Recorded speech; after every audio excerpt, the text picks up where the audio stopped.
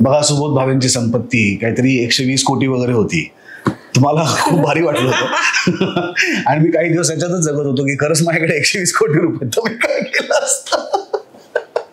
मला एक छान रॅपिड फायर घ्यायचा आहे, तर त्यात मी काही प्रश्न विचारेन ज्याची खरी खरी आणि पटापट उत्तरं द्यायची. ठीक आहे, बरं. सकाळी उठल्यावर सगळ्यात आधी लागणारी गोष्ट? चहा.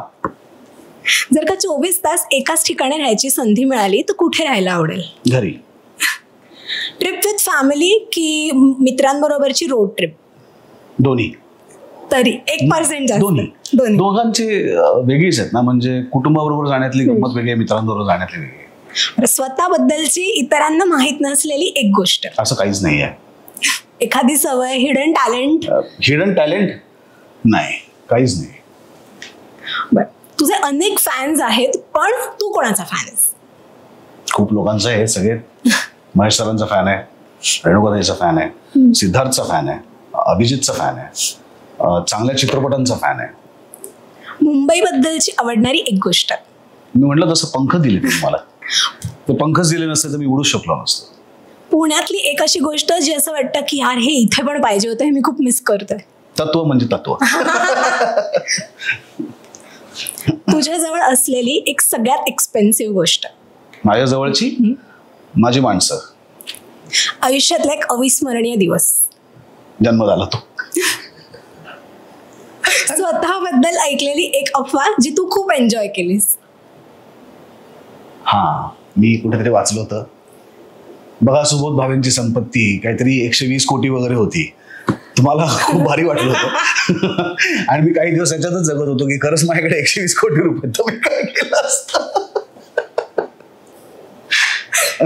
आयडियल संडे ब्रंच आणि त्या संडे ब्रंचला इंडस्ट्रीतल्या कोणत्या 3 मित्रांना इन्व्हाइट करायला आवडेल?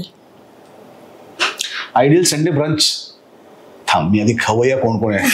हा, आणि व्हेज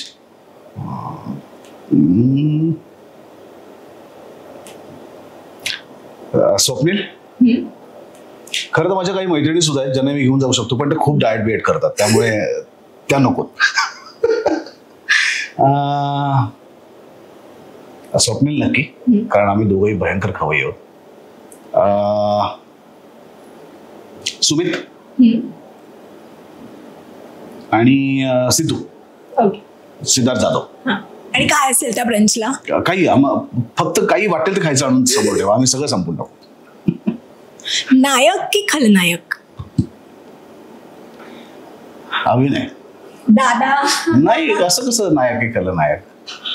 अभिनय, खलनायक. चल, खलनायक. शेवटचं प्रॉपर जेवण कधी जेवलायस?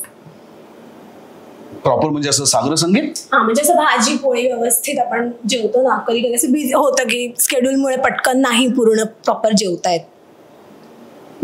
कुठल्या कार्यक्रमाला गेलो असेल तिकडे जेवलो असेल मी.